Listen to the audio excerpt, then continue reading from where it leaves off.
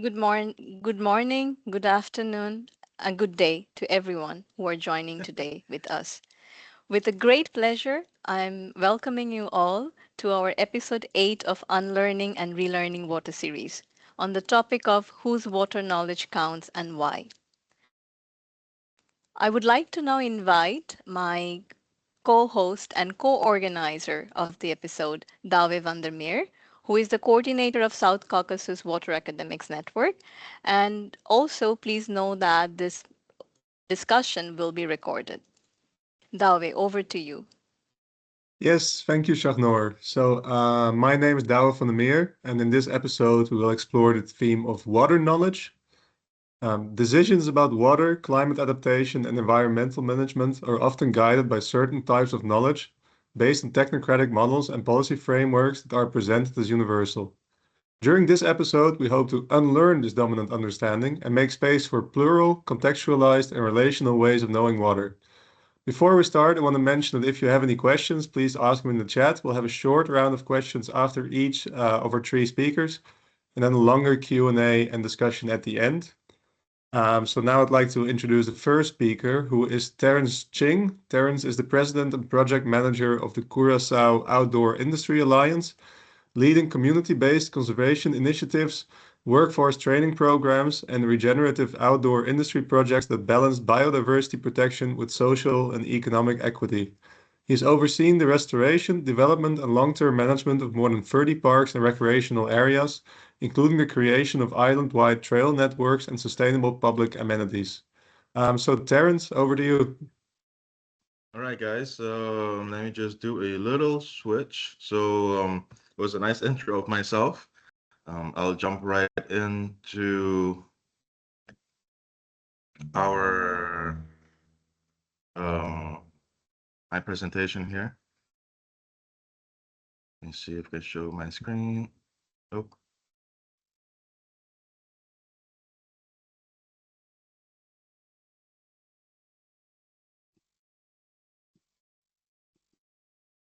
one more people coming in.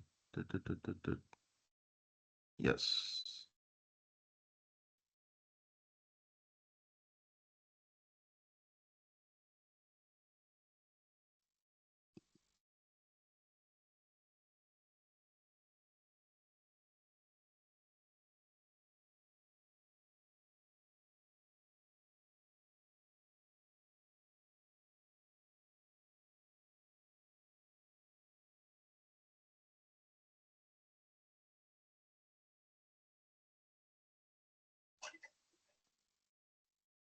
Terence, would you like to get some support? Is it working at your end?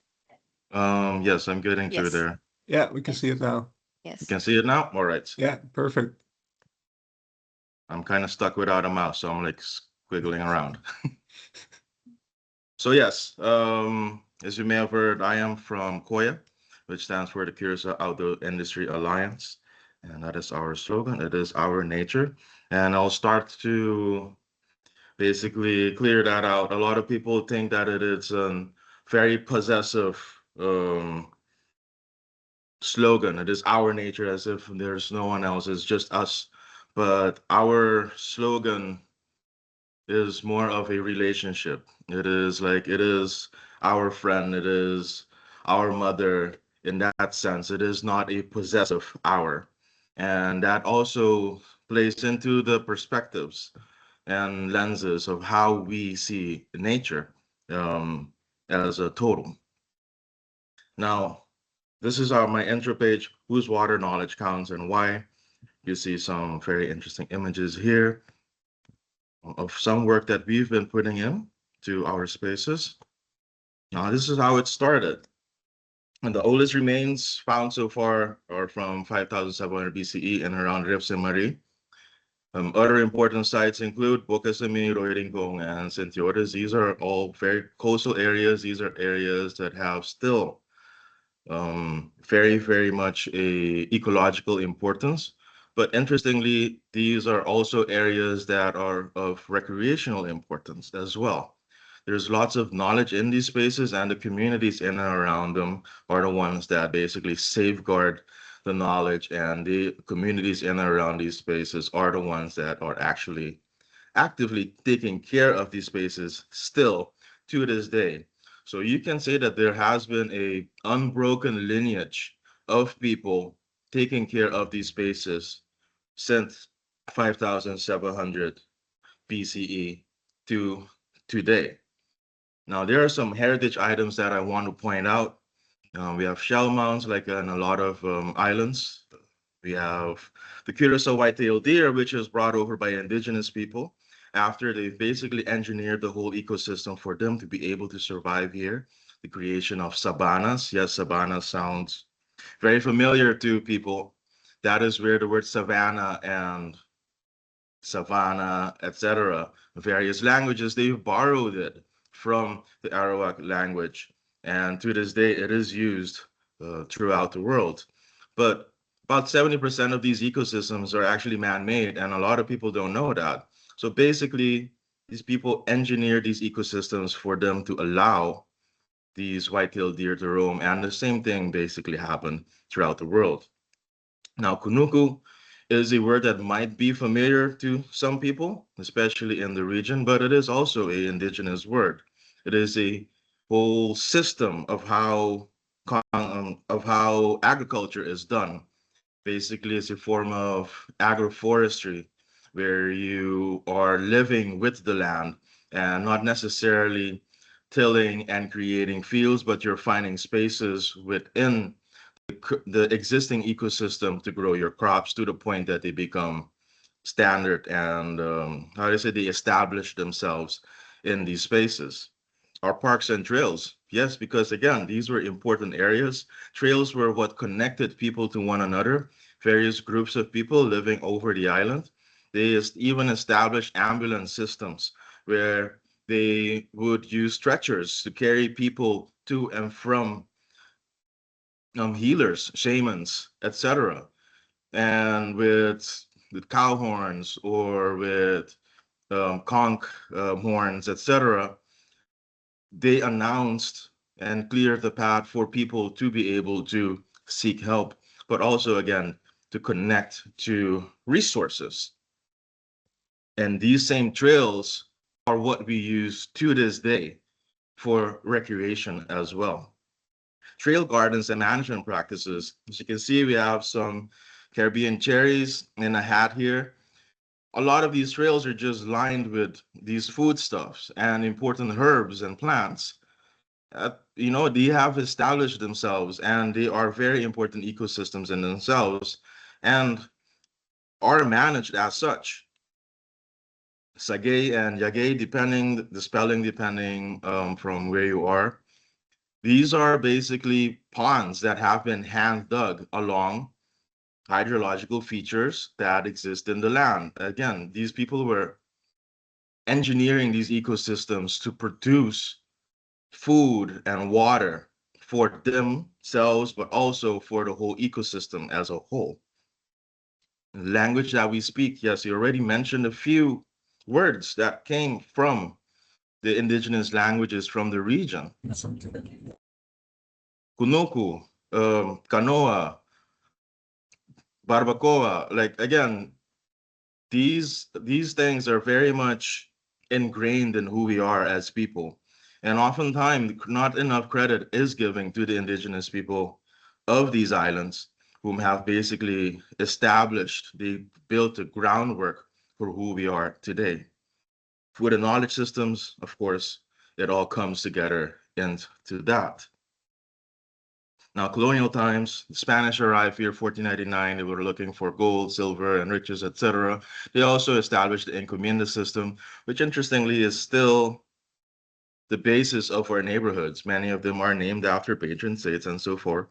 But they established these, and to these days, they are part of the neighborhoods. They also introduced cattle, goats, hogs, and donkeys, etc., which served as stock basically on these islands as they went through South America. But also that's also the beginning of the appropriation of trade routes because they were following established trade routes that indigenous people had in between islands, but also on land.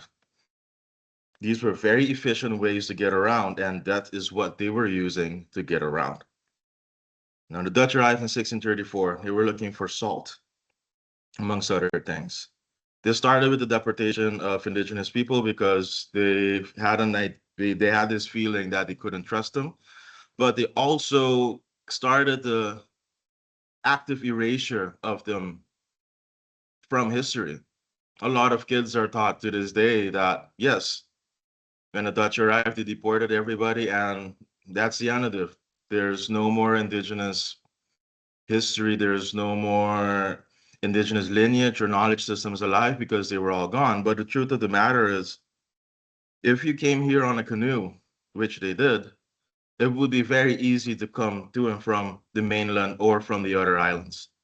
And that is something that is not talked about. But again, it is this very conscious, intentional erasure of the first people. So they don't really have, on paper, a right to anything in these spaces. That also started the conversion of our lagoons, estuaries, and marshes and other important wetland ecosystems into commercial salt pans because the system that indigenous people used to harvest salt from these spaces was, to the Dutch at the time, not commercially viable. They were using norcos and natural indentations in the rock faces, etc., and on the terraces to harvest salt. But the Dutch had a grander scheme in mind. They wanted to dominate the salt industry. And that's why they basically took all of the lagoons, estuaries, and other wetlands and engineered them into what we have or what we see today. You can see the pictures. Top one is from Yantil, an area that is still closed off from the ocean, which has not been restored. Also, polar projects. I'll go through some pictures after this slide. And the transatlantic slave trade, of course, is what a lot of people know because the indigenous people, again, if you try to get them to work on the land and they didn't want to, yes, they basically took up and left. They know the land well enough that they could hide. They could basically, very, very resilient people, they basically went away. And the Dutch had to figure out something, and the transatlantic slave trade was what they then instilled to bring people from other lands who did not know the ecosystem, who did not know how to get around, for them to do the work that is necessary. Terence, could you Deforestation. wrap up in a minute or two? Yes. So now the conservation of colonialism is a title that I like to use on how conservation was established on these islands. And the Western lens of conservation was established in 1955. Yes, think about Indonesia. This is the same period of time that Indonesia was pushing the Dutch out, right? And a lot of these conservationists, or you can say researchers and scientists, they ended up in the Dutch Caribbean, right? And there are some connotations with this that is quite problematic. That is the introduction of fortress conservation. And to this day, they don't even accept the effects of the colonial ecological destruction and everything that it brings with it. Not a single area has been restored in that sense through what they do or what they've been doing for about 70 years on the island. But they do want to claim these spaces as parks, which they can use to charge entry fees, which then causes monetary segregation. Um, Again, we talked about, we didn't get into the in-pollinating, but that is also a really big issue as in-pollinating took place in a lot of ecologically important areas, which are now just land. And we've basically lost recruitment areas for where we are supposed to get fish, etc. Now, we do have as locals, we have quite a few success stories.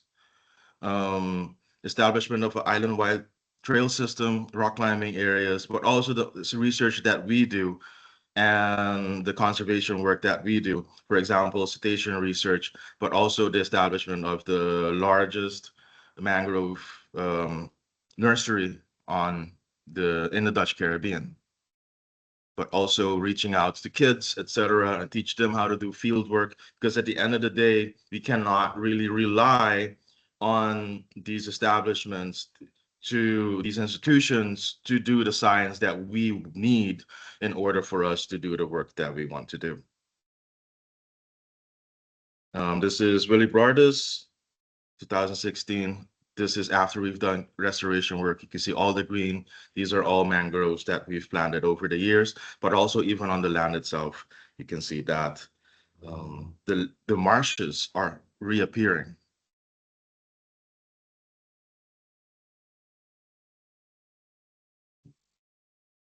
And that is pretty much my presentation for this morning.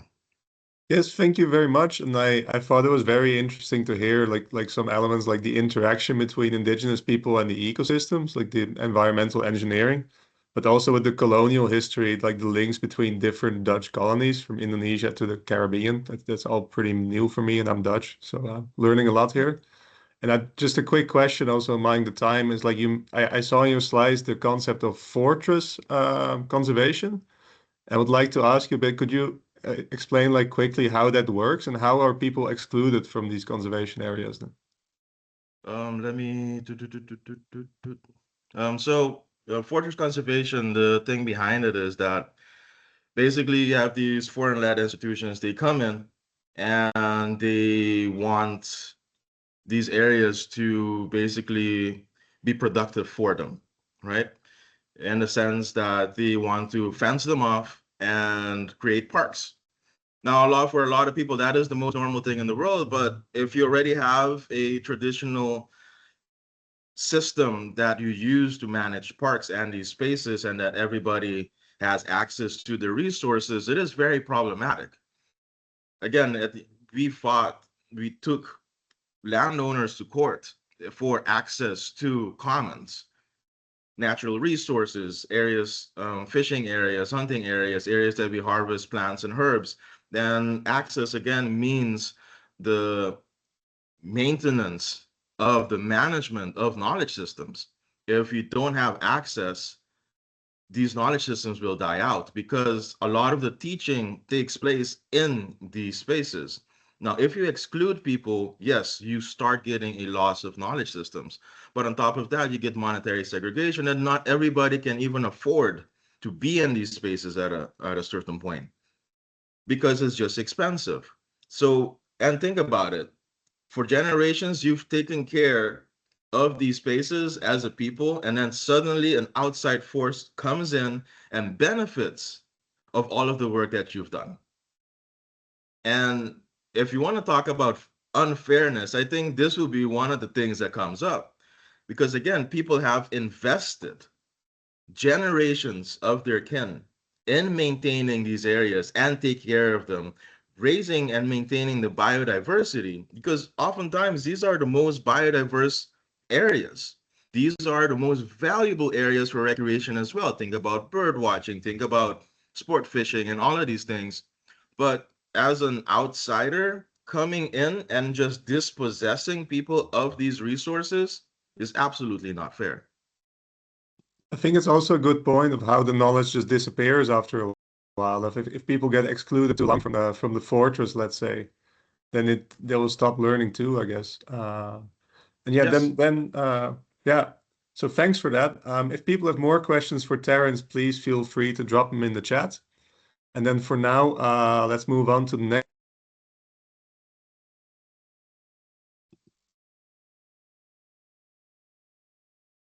Dave, you got muted. Oh, sorry. You're muted. Yeah, I don't know how that happened. Yeah, anyway, so then I'd like to move on to the next speaker, which is Shiba Kurian. So Shiba is a freelance journalist, communications professional, and researcher covering human rights, social issues, and community governance. Her recent award-winning research in Mozambique's Beira examined water governance, informality, and community agency, highlighting the knowledge of communities living these realities every day. Her work encourages reimagining urban master plans so that formal planning and informal knowledge can share space and shape fairer, more resilient cities. So Shiba, I will try to share your presentation now. Let me see where I got that. Can you see it? Yes, thank you. So the floor is yours. Yeah, thank you, Davi, for that lovely introduction. Good afternoon, good morning, everyone. So, the title of what I will be roughly speaking is Who Are the Experts? And I would like to, God bless, I would like to reframe expertise using the case of Bera. And today I want to talk about something that seems very simple at first. Who are the experts? But I want to look at this question through a very specific lens. That's master plans, drainage systems, and the politics of knowledge in the Mozambican city of Beira, where I recently did my research along with Deltaris and the International Institute of Social Studies. Next slide, David. Yeah. So why Beira and why drainage systems specifically? Vera is one of the most vulnerable cities in the world. It's low-lying, it's coastal, and constantly flooded. Even light showers can overwhelm the neighborhoods. So over the years, foreign governments, including the Dutch government, and major donors like the World Bank have come in with major investments in setting up new drainage canals, reinforced embankments, and an ambitious master plan for a resilient Beira. But there was always a dominant storyline running underneath these plans. That's informal settlements are the problem. Informal settlements were portrayed as chaotic spaces and impediments to the city's resilience project. But on the ground, my research showed something very different. Where institutions saw disorder, I saw knowledge. And where they expected passivity, I found action.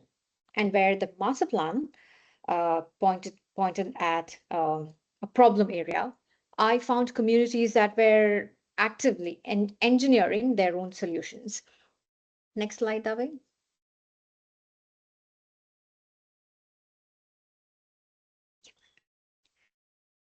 So the first big question is, who defines the problem? So when a city floods, what is the problem?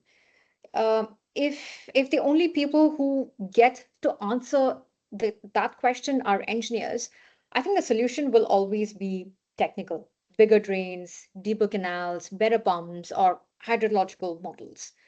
All of these, yes, of course, are important, but they are also incomplete because residents, the very people who live in knee deep in floodwater, they define the problem differently. They understand the social, historical, and the behavioral dynamics of flooding. So, because they know which houses flood fast and why, where the water curls around the corners, where the soil collapses, who will come out to help, who has the tools, and which paths remain possible. And this is not, I don't think this is not familiarity with water, but I'd say rather this is the expertise born from daily observations and their cumulative memory and their lived risk. Next slide, David, please. So this is how I think knowledge could also look like, and in this case, Bera. So, knowledge is often spoken about in vague, sometimes concrete and technocratic terms. But on the ground, I feel it's often emerging and lived and negotiated with constantly. It includes your everyday experience with drainage flows and soil, maybe even the historical memory of neighborhood floods, the social dynamics specifically, as in who leads, who organizes, who is vulnerable. And sometimes probably they even know the micro topographies that probably no official map captures. Next slide, please. So let me give you an example. Where I did my research, in several neighborhoods in Beira, residents often build their own informal drainage channels to redirect the water, the flood waters, I mean, far more effectively than the official ones. And now, why is that? Because they know how exactly water moves through the settlements, something that even the large scale master plans completely probably might have overlooked. And this particular knowledge, local knowledge, becomes their decision making capital for several communities. Now, for example, the a neighborhood block leader or even a resident, as my research found, might call a meeting after heavy rains, and they might even ask residents, "Hey, where did the water break through last year?" And so, based on the residents' observation, they decide where to dig, where to reinforce, where to mobilize collective labor. Now, to me, this is governance, this is planning, and this is also expertise. Next slide, please. Yeah. So local knowledge on its own, yes, it's powerful. But what makes it effective is the governance structures. And that turns that knowledge into action. So when government drainage plans don't align with how water actually moves through these informal settlements, what really happens? So, and this is where what I found, that residents combine their knowledge, that is their real flood pathways, and their governance in the sense their rules, their collective work days, and also their labor, in terms of digging channels, raising embankments, and clearing rubbish. So now combine that also with coordination from informal leaders who assist in community cleanups. They coordinate. They also coordinate with mobilizing labor. So these are the agreements about where water should be channeled. And the result, what I found, is a community-built drainage system. And that is a clear example of co-produced governance and knowledge. So they're not waiting for resilience, they're building it. Next slide, please. So to me, expertise is plural. So here's what my research made absolutely clear. Technical expertise, yes, essential. Urban planners and engineers or even hydrologists, their knowledge matters. But it is not enough. Lived knowledge is not supplementary. In fact, it's foundational. And when master plans privilege only one kind of expertise, that is the official, formal, or the technical kind, I think they risk producing solutions that may be beautifully designed on paper, but they may utterly be misaligned with reality. Of course, the best solutions come from integrating hydrological data or even the community expertise and social dynamics and local practices. And to me, that is the future of meaningful adaptation. Next slide, please. So now coming back to the question, who are the experts? So expertise is not determined by a title or a degree or a consultancy report. To me, in Bera, legitimacy, I think, comes from being recognized as someone who knows the land, the history, the people, and the risks. These are the everyday engineers of resilience. And I find that category rarely appears in project documents or donor reports or even master plans. But they should be, because in a city like Beira, whose knowledge counts is not just an academic question. I think it's ultimately a question of who navigates the crisis physically and whose knowledge emerges from these embodied experiences. The last slide, please. Now, if we want to build a truly resilient city, I mean a truly resilient one, we must stop treating local knowledge as, yeah, as an afterthought.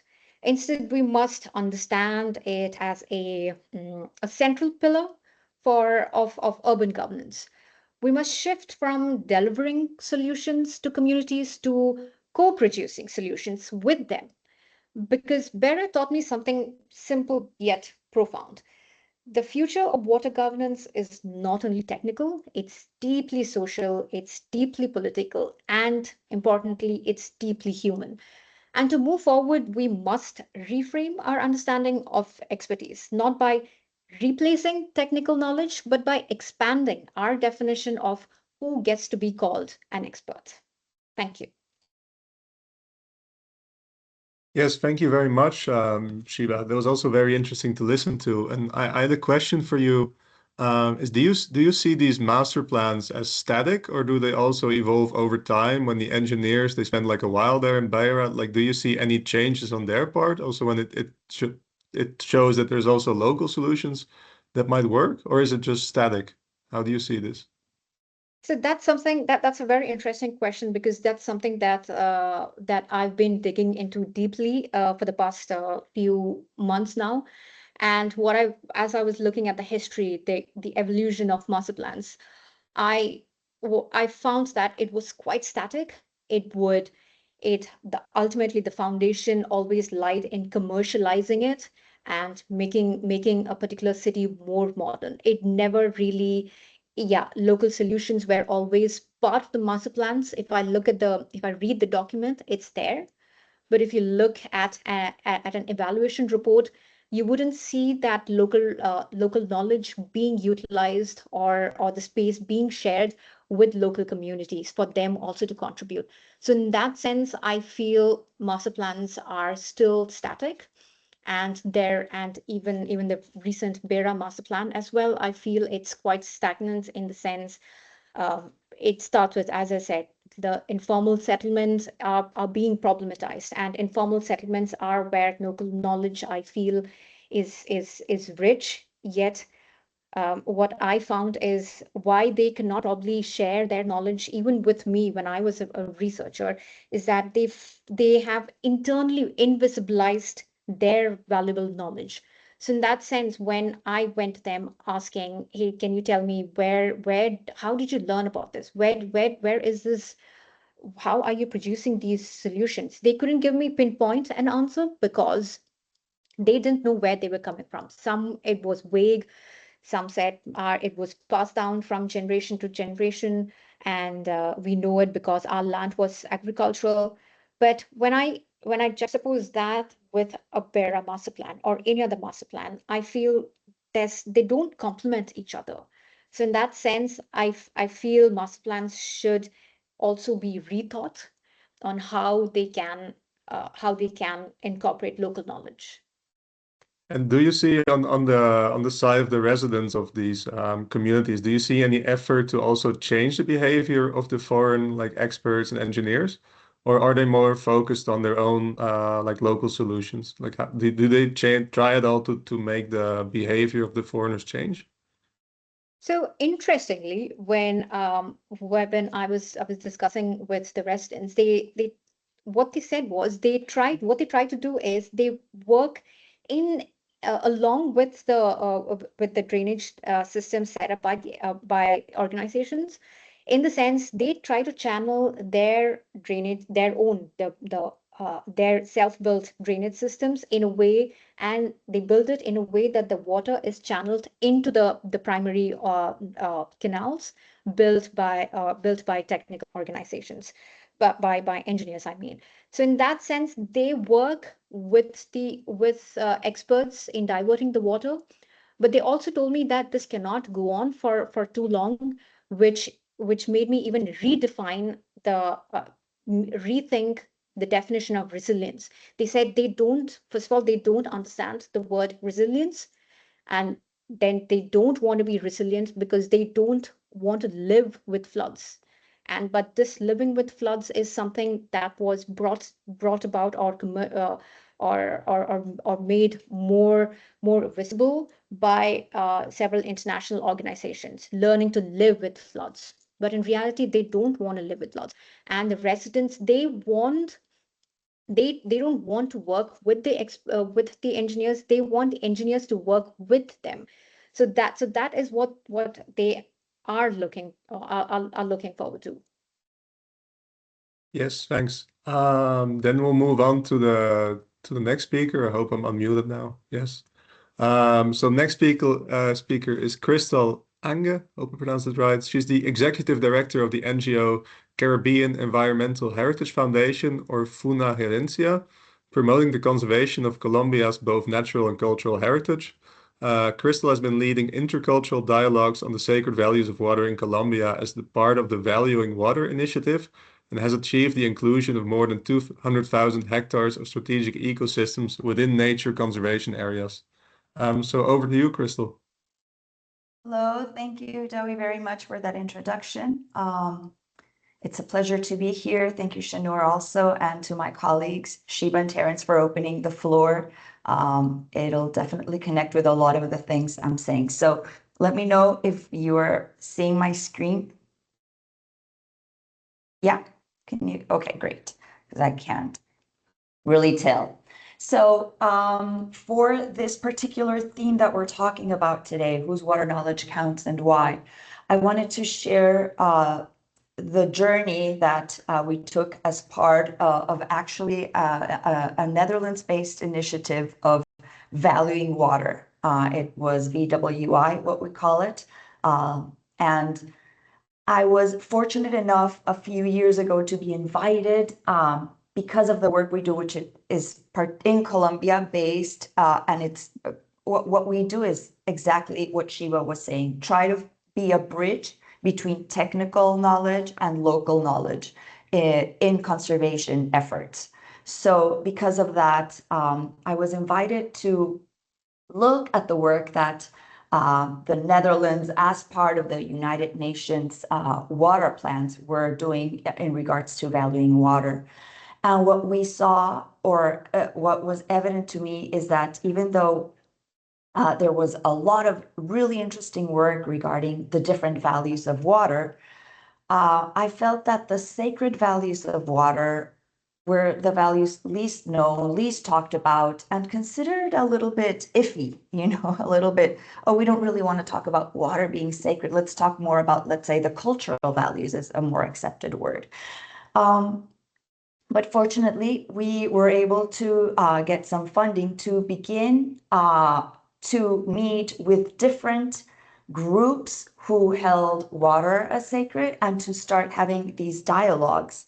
So this stems, I would like to begin from the key principles for valuing water from the UN High Level Panel on Water.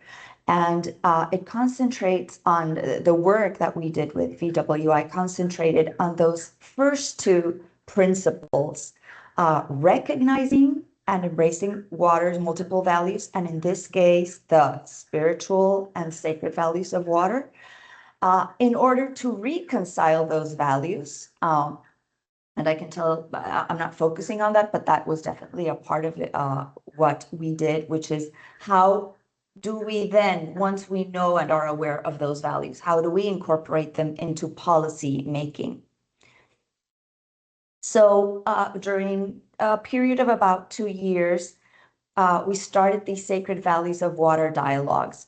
We started first in the Andean region, the upper Amazon watershed in Colombia, with the indigenous groups that are there and who have had this long fight for water, the water of the territory. It's interesting because most of these groups, their land was taken. They were then given land in what everyone considered was, not the fertile land, but the upper watersheds. And the upper watersheds, of course, are where water is produced. And so today, now they own those big lands where water is produced and everyone depends on that water. So it's quite interesting. But we started those dialogues and they kind of grew in force. They grew in force for the Colombian government, also within the Valuing Water Initiative. And for the indigenous people, these dialogues were also becoming more and more meaningful, to the point that we were then invited, oh, can we hold that dialogue again within, this bigger event that we're having? And so we were invited to several events. And especially it was interesting because there were lots of different cultures, not just the indigenous people from the upper Amazon, but from other areas of the country and other countries as well, to talk about what are these sacred values of water? And interestingly enough, the Water Commission in Colombia, which regulates water tariffs and sanitary and aqueducts and everything, got very interested in this work, and they started incorporating some of this information and opening up new dialogues to enrich what was at the moment a new policy on communal aqueducts. And I also want to point out, and I'm very happy to know that Lilian Gerling from Partners for Water is here joining us, because we also were able to hold and bring in this information into different events. This one in particular on the Convention on Biodiversity, COP16, held in Colombia last year, where we had a workshop on land-based solutions, also with TU Delft, and where we brought in many of the lessons and many of the experiences that we have had throughout those couple years searching for those sacred values of water. Now here, I want to point out some of the phrases and some of the concepts that were brought in during those dialogues. And if you look through them, I'm not going to read through them. I'm going to let everyone just, pick a few or pick a couple of them. And what was evident in these dialogues is that there was a completely different vision of water, which seemed to not be able to fit in the technical language and the bureaucratic ways of working with water and of finding solutions to the water. And what we started picking up was how these views on water, which are definitely we don't want to say some are better than the others, but these are definitely marginalized views of water. These are definitely views that have been kept not as part of the mainstream solutions. And they complement completely the way that we know the way. So here I'm connecting to the theme of knowledge. So our Western world obviously prioritizes a very specific way of learning that is specialized. So we have water specialists here, and it's very much based on an intellectual construction. And what we saw from these dialogues was that the way to approach water from these different ways of knowing was not intellectual. Rather, it was an empathetic construction. It was more emotional. It was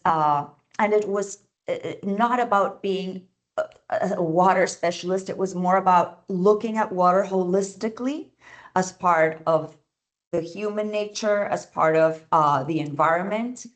And so it offers a complementary way of looking at water. And what is most important is it offers a complementary way of finding solutions. I'm going to go on to the next slide and also leave these here for everyone to read. But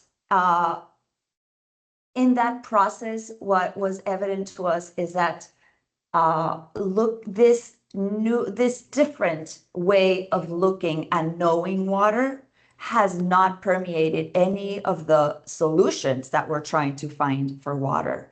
And so here the whole point is it's not that, and I think this connects very well with what Shiba was saying about complementing the mainstream, technical, specialized way of finding solutions to water problems.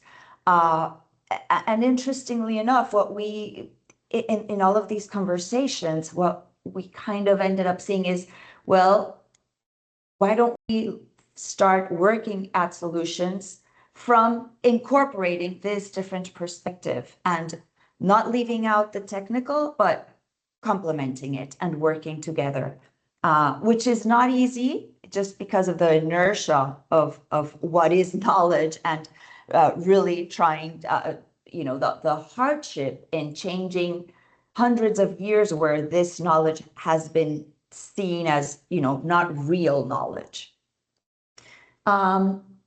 Here, I want to read one of these, which is valuing water is a vital matter. And to understand how to do so, we must recognize that we are water. Today's world seems to lack self-respect, as transforming territories to the point of leaving them without water is akin to endorsing our own disappearance.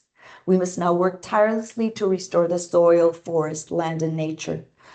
And here's the part that I wanted to pinpoint. To achieve this, we must first restore our mind, and then water, for that will take care of the rest.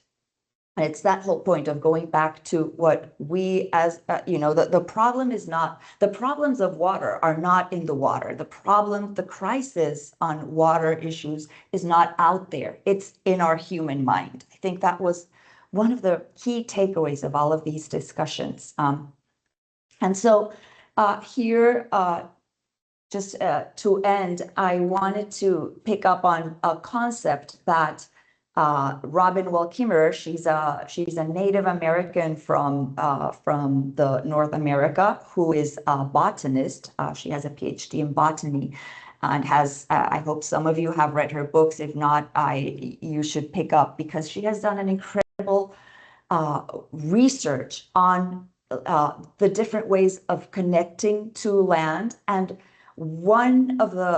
so this term, the grammar of animacy, is a term that she coined to talk about how even in the language that we use, we've already disconnected ourselves from nature in most Western mainstream languages, versus how language is used by Indigenous people. And one of the studies that, it's not her study, but one of the studies that I read compared how in Indigenous languages, about 70% of the words are verbs, versus in most Western languages where 70% of the words are nouns.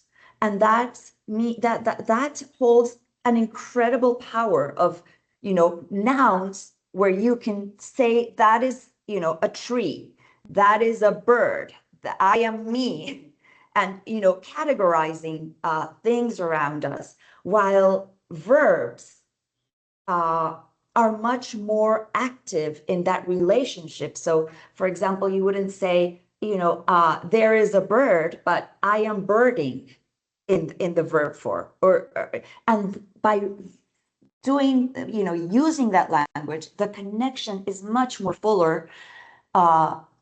And so I think this is one of the key points that we have to keep in mind when talking about knowledge, because we start with a whole different cognitive way of understanding where we are. And finally, I would also like to say that this whole understanding of different values, it doesn't mean we have to change our values. It doesn't mean we have to, we all have to become Indigenous. And that's, we're all different. Everyone has a different way of thinking.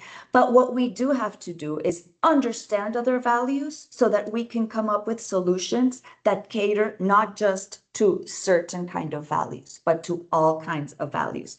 And especially these sacred values of water, which, by the way, are the ones that may have a lot to give to society in finding the solutions to the water crisis. So with that, I'd like to end, and I will write down my email also in the chat so that whoever's interested can contact me. Thank you. Yes, and thank you very much for the presentation. And I think it really shows the huge gap between the sacred values on the one hand and sort of technical expertise on the other, and how this goes back hundreds of years, as you said, and then the inertia on the part of the like the experts, quote unquote. And how do you in your work, like you spoke about the importance of language, but what do you think is most important in bridging this gap and challenging the inertia of the experts and bringing these sacred values in there? And how do you do this in Colombia? Could you maybe quickly speak on that a bit? Okay, well, I'll just say in general,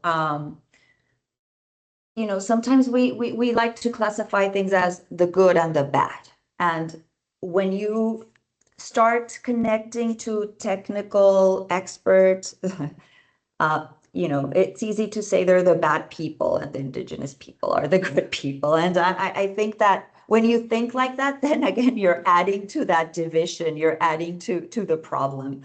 And what we have to work on is, how do we make, how do we bridge that? That's exactly the whole point of the foundation where I work, is how do we find bridges? And I'll give a little example directly related to this, to the Valuing Water Initiative and the Sacred Values. But what I wanted to say first is that um, if you sit down with technical experts, they want to know about this, usually. Not sometimes it's harder, but I can't. In my experience, there's something that resonates with humans about this worldview, with any human. And when and I feel like a lot of times it's not that the technical people don't want to hear about it, but they don't know about it.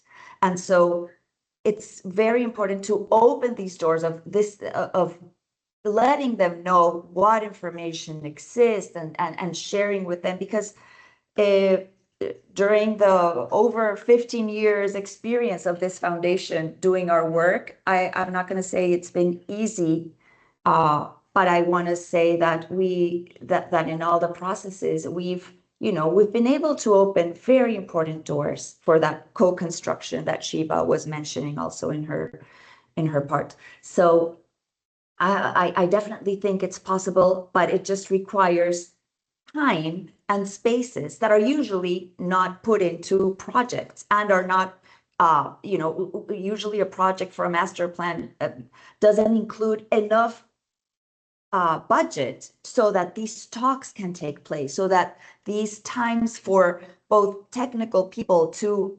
understand the territory where they're going, that budget is usually not allocated, and it's seen as extra. Oh, those are like the meetings. That's like the fringe, and it's the heart of any project. So that's something that I feel it is changing little by little. And also obviously the water crisis in the world has led to everyone opening up their eyes to different ways and different solutions. But just also on that question, I wanted to say that to give a specific example, that all this talk on the water, that sacred values of water, that some people may say, oh, these are just talks and talks, and nice little phrases that you can pick up on and write. But more than that, at least in Colombia, we're very happy, as I said, that these talks were very important for configuring the new policy on water. And we have a new water policy in Colombia that doesn't see water as a resource, which is something that happens everywhere. Oh, the water is a resource. But opening up, it's not just a resource, and it's not just what we call the blue water. It's also the green water. It's the water that's in the sky. And that is not just part of these dialogues. It's part of a public policy in Colombia to start talking and start acting on that. So I'll leave it at that. Yes, thank you, Crystal. And then after that, I'd like to pass over to Shahnor. There's been quite some discussion in the chat too, specifically about power and hierarchies, and I believe some people have gotten quite worked up about the concept of resilience. So I'd like to hand over to Shahnor to reflect on that a bit. Thank you, Davi, and a big thank to our speakers and a very engaging audience. What Based on the stories of our three speakers, they highlight this common but sterile dichotomy between Western and traditional knowledge, indigenous and scientific knowledge. And their stories also um, tell us that the production of scientific knowledge is not neutral, although there is a tendency to understand this scientific knowledge production as a neutral, universal, and something separate from the lived experiences and intergenerational learning. But in reality, most often, the production of scientific knowledge or technical expertise is a negotiated process and also relational that is driven by, as some of our audience participants have rightfully pointed out, by power, authority, colonial past, commercial and donor driven interests, and also capitalism. And they also highlight that it is important to bypass this fixed categorization of knowledge and to recognize this knowledge as something uh, not fixed, but recognize the actors of knowledge, whom we can also loosely call knowers of knowledge. And this raises two questions, and I would like to ask our speakers to briefly reflect on these two questions, and also inviting our participants to raise their hands after our speakers if they would like to share their insights. The first question is, how does how do power and hierarchies hinder or influence this categorization of knowledge or the process of bypassing these categories of knowledge? I would like to, perhaps we can go to the same order. Terence, what do you think? In your context and experiences, how power and hierarchy influences the knowledge production? So, one thing that we've encountered here in the field is that, first of all, it hinders access to finances. Point period. It hinders access to finances and the system that we have set up. Again, with how these knowledge institutions have established themselves and the very much the start of us as a country, they've basically written themselves into law as well. So at a certain point, you reach the you reach the spot where you are basically stuck between a rock and a hard place. They've written themselves into law, but they themselves have not done the groundwork and created the framework for you to be able to legally be able to do certain things. In a sense, I look back to how I started doing conservation. We started doing cleanups and things like that, but we would have the cops called for us. A very, very harsh and real example. Teenagers going out there doing cleanups, but having the cops called on them because there is nowhere in the law stated what frames a cleanup. And there is this interpretation of the law that states that, hey, if you're around picking up things from nature or etc., you need a certain permit for it, right? But we continue to do the work, and then it's not that the law changed, but because we continue to push on, even though they were sending cops for us, that became normalized, right? So it is also a sense, yes, touching on that resiliency of subject. Sometimes you just have to keep going in order to get things done. Now we're working on mangrove restoration, for example. There is no framework that exists that allows us to do mangrove restoration legally. We did guerrilla planting, but guess what? They will call the cops on us again. These islands having the heritage of Dutch colonialism, they also adopted the Dutch bureaucracy because they want to see things on paper before you do something. And as soon as you're doing something that is out of the norm for them, out of the norm for these institutions, out of the norm for the Western concept of, science, etc., you get in trouble. So these hierarchies are very, very hard lined into how we are able to do the work that we do. And it is by continue doing what we do and getting support from the wider community that we are able to continue it. Otherwise, yes, you are gonna remain stuck between a rock and a hard place. It's a matter of basically breaking down these walls, and that is why it's also important for us to work on the diaspora, because maybe not everybody knows that most people from these islands go and study in the Netherlands. But because of the positions, the socioeconomic position that they find themselves in, they are not able to return to the island in order to continue the work. Oftentimes they leave and they come back, but they have no connection to the island anymore because they've been gone for so long. Like in my case, I made a choice to not leave and just continue doing field work. And I connected with some people studying, and so that when they come back, they are still connected. So you have to build these systems in and around what is already basically been put hard in place, though it has been set in stone, basically. So you are able to actually do the work that you want to do. Thank you, Terence, for touching upon and drawing our attention to the continuation of colonial mindsets in Yep. ecological and water conservation, and also the modern day use of legal and authoritative instruments and elements to dominate certain ways of knowing water and ecology. Over to you, Shiba, based on your stories of who gets to recognize as experts and the use of westernized concepts of resilience. You sparked a lot of discussions in the chat. And would you like to reflect on how power and hierarchies influence the production of knowledge? And how can we support co-production of knowledge meaningfully? So I want to clarify that power and hierarchies, from my research, what I understood was it was just not the international versus national, but I found that there's a strong power and hierarchy locally as well. By locally, I mean there was so when I was doing my research in Bera, there was a reason I couldn't. That was a master's research, and there was a reason I couldn't go to Bera personally because of those power and hierarchies that existed locally.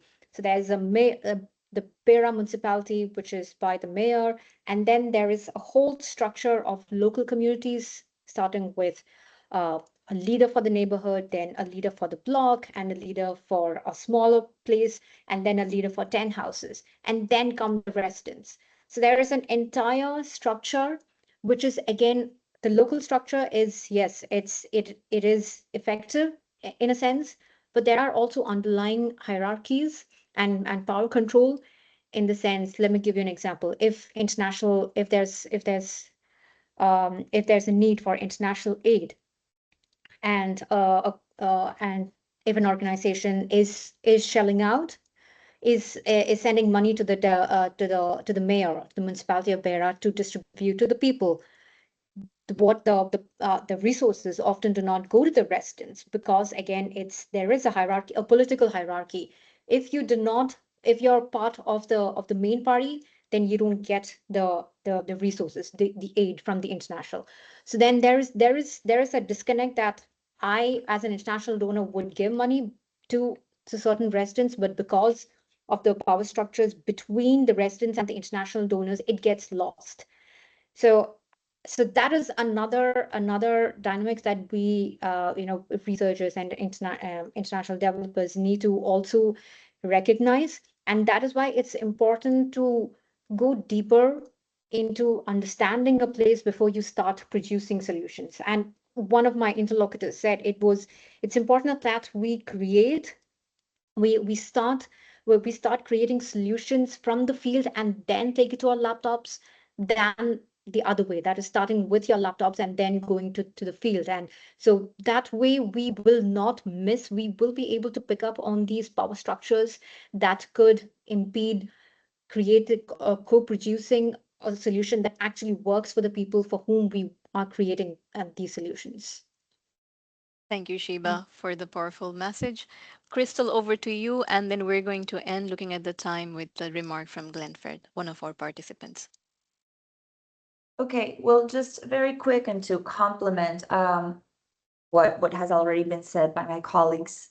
I think that one of the things that I see most missing out from projects is the need to plan out a project with the time and the resources needed for the actual participation of local leaders and of finding out that local knowledge.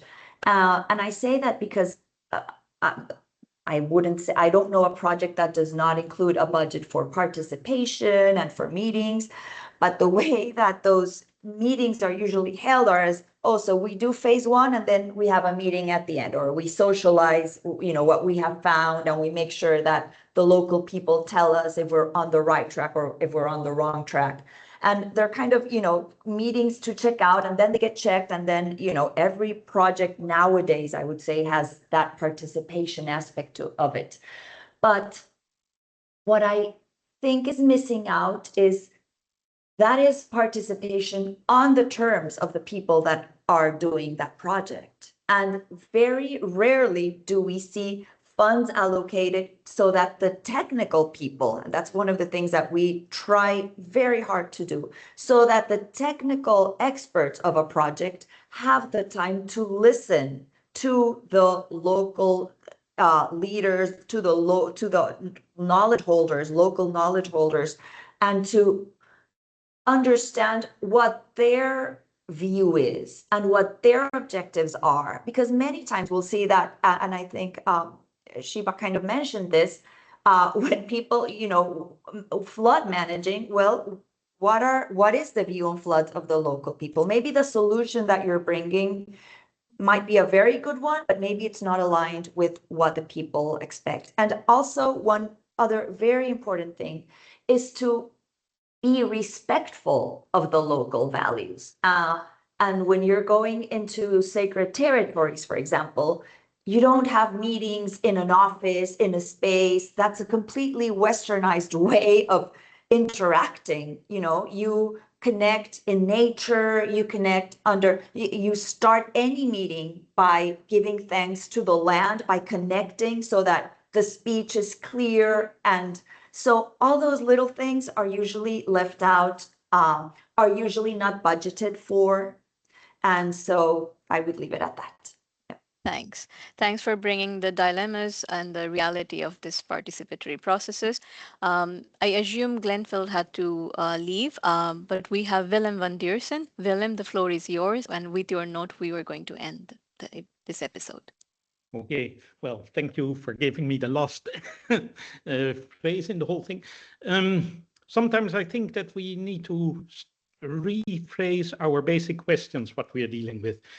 I think the basic questions, the basic questions and challenges seem to focus around water, but focusing it around water puts ourselves into the domain of the water experts and the engineers. So from that question, we are right in the domain of the experts and the engineers.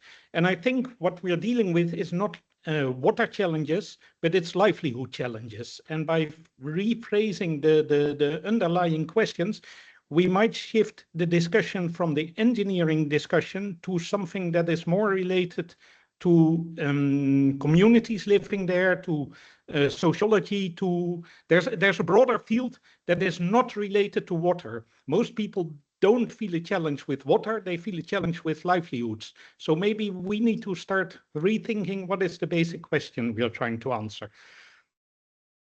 Anyone who doesn't agree, please shout at me. Thank you. Great remark, Willem. Thank you for bringing this up. And we would remain the chat open for 5 minutes where you can share any other last remarks and reflections. And also we welcome constructive and more importantly, critical feedback, which will be very useful for co-designing our next episodes in 2026. Until then, together with Dalve from the Water Channel, Deltares, and South Caucasus Academic Network, we wish you a great year ahead and happy holidays. Thank you all. Thank you. Bye. And bye.